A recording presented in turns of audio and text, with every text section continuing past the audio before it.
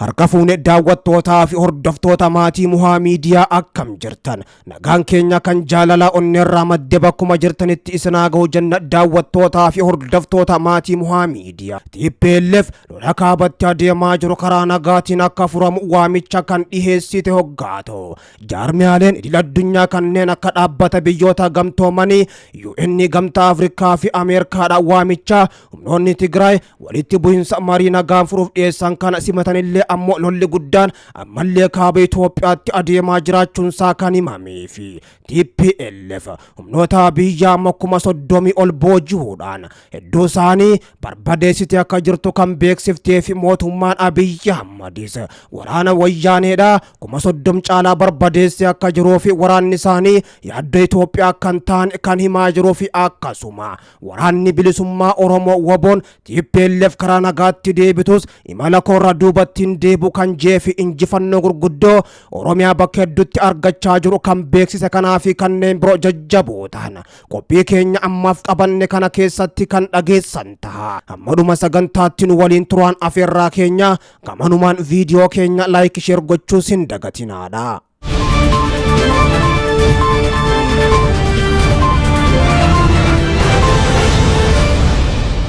Lolli kaabaa TPLF fi mootummaa Abiyyi jidduutti deemaa jiru hammaachuun isaa himame. Qondaaltonni TPLF kanaan dura marii araaraa gamtaa Afrikaa jalatti gaggeeffamu didanii kan turan kan isaan fedhaa turan jaarsummaa pirezidaantii biyya Kiiniyaa amma aangoon isaa dhumate.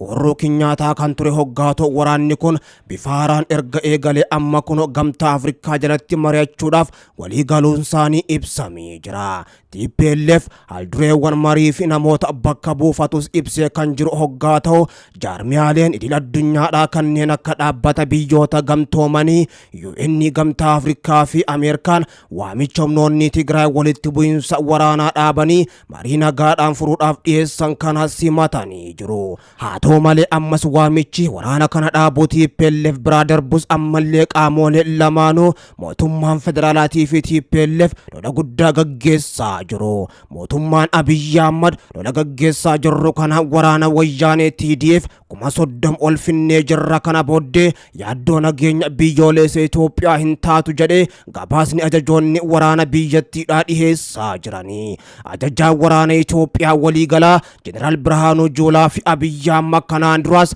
wayyaanee daaraa botara goonee jirra barbadeessine jechuudhaan ummata biyyattii sobanii boodarra TPLF ani daaraa botara hin taane isaaniin daaressa jechuudhaan lola marsaa lammaffaaf jalqabdeen Abiyyi Ahmad masaraa 4 kiilootii baaftee lola gubbatti hirmaachuun boodarraa immoo tarsiimoof jettee Amaaraa fi Affaar gadhiiftee boodarraa immoo Tigraayitti dachaate. Lola marsaa sadaffaa bante kanaanis ammoo osoo hin eeggamin qobboo fi bakkoota hedduu naannoo Amaaraa keessaa qabachuudhaan torbee tokko keessatti ammoo boojuu waraanaa kuma hedduu walitti qabuudhaan mul'iftee jirti. Kunis ammoo dubbii ijoo addunyaa ergatee booddee mootummaan Abiyyi Ahmad ammoo waa'ee boojuu waraana Itoophiyaa kuma hedduu TPLF ittiin dhaadattu kana otoo hin dubbatin ammoo burjaajii uumuudhaaf humnoota wayyaaneedhaa 30 ol daaraa goone kana booddee TPLF yaaddoo hin taatu jechaa jira. TPLFis ammoo gamasiitiin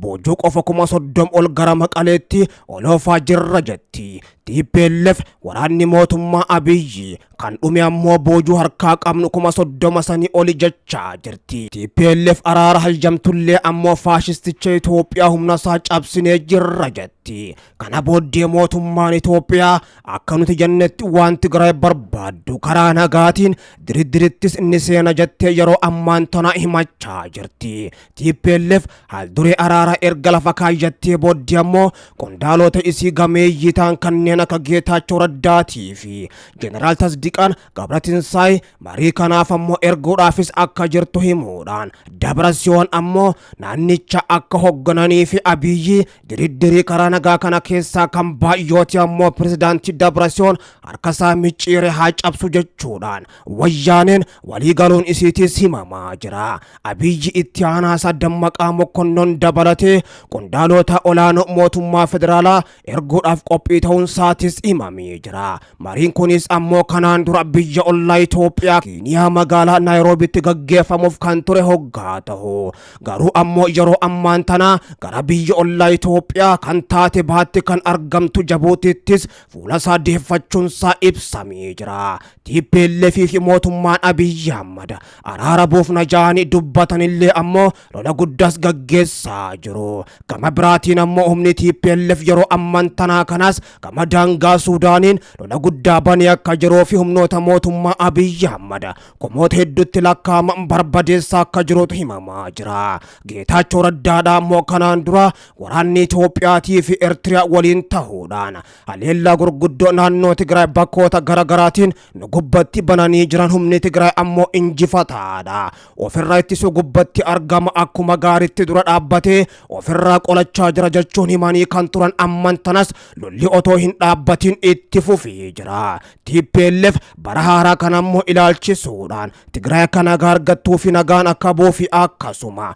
ummanni Tigraay waan barbaadu akka argatuu fi bu'uuraalee misoomaa akka deebi'an kan akka ifaa gama kaaniin baankiidhaa fi niitoorkii guutumattuu biyyattiin akka argattuuf nagaa naabuu nagaa barbaanna jechuudhaan kan dubbachaa turan harka lafa jalaatiin ammoo waraana Abiyyi Ahmad akkuma gaariitti dura dhaabbachaa jiraachuutu himamaa jira. TPLF fi mootummaan Abiyyi Ahmad lola dhaabanii araara buusuudhaaf gara teessuma nagaa meezaatti waliin deebi'anillee ammoo humnoonni kanaan dura saglan TPLF wajjin ta'uudhaan waraana bilisummaa Oromoo WBO dabalatee lola kana gubbatti hirmaachuun mootummaa Abiyyi Ahmad dura dhaabbachaa jiru. Marii kana gubbatti ammoo hirmaachuu dhiisuun isaanii wanti barames hin jiru. Waraanni bilisummaa Oromoo WBO'n ammoo gama isaatiin TPLF if duuba deebuus imalli keenya TPLF wajjin walitti hidhata kan qabu miti, qabsoon keenyas TPLF gubbatti kan hirkatu miti jechuudhaan ajajaan waraana bilisummaa Oromoo waliigalaa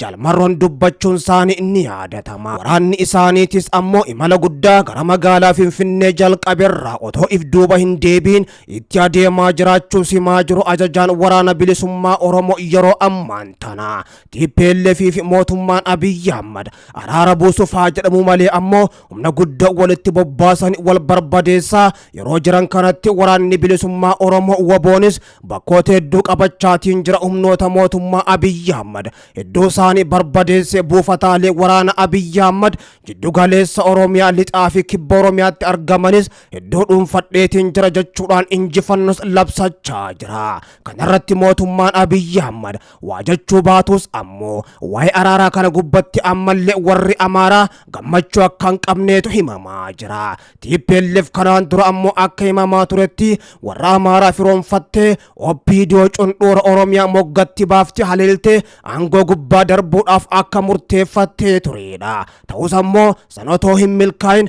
Amaaraa fi TPLF otoo walitti hin araaramin ammoo mootummaan Abiyyi Ahmad harka lafa jalaatiin waan naannoon Tigraay barbaadu ni goona gara mariitti haa deebinu jechuudhaan erga kana jechuudhaan ammoo ergama addaa gaanfa Afrikaa Obsaanjootti dubbatanii booddee ammoo Obsaanjoon dubbii kana TPLFin gaanii qondaan olaanaa TPLF Dabratsiyoon wajjin yeroo dubbatanitti TPLFis qophii akka taate kan beeksifte. Lolli ammas hin dhaabbanne itti fufee jira. Lola kaabatti adeemaa jiru caalaa ammoo lola yeroo ammaan tana jiddu galeessa biyyattiitti waraana bilisummaa Oromootiin gaggeeffamaa jiru kan xiyyeeffannoo miidiyaalee addunyaa dhabe kanaatu hama jechuudhaan dubbatamaa jira. Ijoolleen Oromoo ammoo sochii guddoo gubbaa akka jirtuu fi lola yeroo ammaan tana gaggeessaa jirtu kanaan aanota hedduus qabachaa akka jirtu himaa jirti. Magaalota aanota gurguddoo qabatte keessattis ammoo ijoolleen Oromoodha waraana mootummaa Abiyyi Ahmad hedduu boojites mul'iftee jirti. Magaalota hedduus marsanii akka jiraniif buufataalee waraana Abiyyi Ahmadis irra guddaa dhuunfachuudhaan bakkoota lolaaf mijaa'otaan tarsiimoo lolaatiif gaarreen bakka baay'ees qabatanii akka jiranii fi magaalota godina gurguddoos marsanii akka jiran hima. himaa jiru. Ta'us ammoo waraanni Abiyyi Ahmad Oromiyaa keessa lola kaabaatiif bahaa ture guutumattuu waraana bilisummaa Oromootiin sochiin isaanii gufatee akka jiruu fi waraana bilisummaa Oromoo waboo kanaan dura mootummaan Abiyyi Ahmad kan federaalaatiif naannoo Oromiyaa opereeshinii gaggeessine Oromiyaa keessa isaan qulqulleessine jedhan. Eessa akka dhufe kan hin beekamne humni guddaan ammoo opereeshinii humna mootummaa Abiyyi Ahmad gubbatti gaggeessaa jiraachuutu mul'achaa jira. Humni kun yeroo ammaan tana akka barbaannetti Oromiyaa bakka mara keessatti opereeshinii jaba gaggeessaa jirra. Humna ergamtuu faashistii Abiyyi Ahmad kanneen aangoo isaa tiksuuf ammoo bobbaanis hedduu isaanii barbadeessine biyyee nyaachisaa jirra jechuudhaan injifannoo gurguddoos labsachaa jiru.